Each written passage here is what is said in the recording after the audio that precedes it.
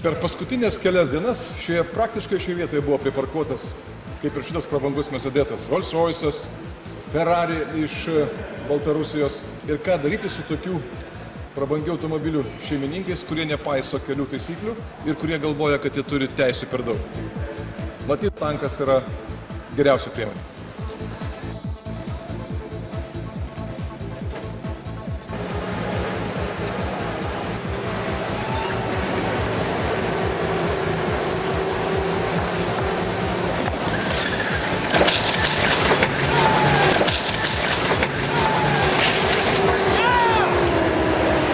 Jeigu automobilis parkuos blogai, bus va taip.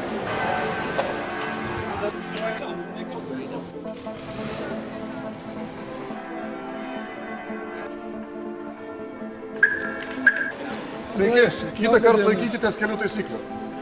Pasistengsiu.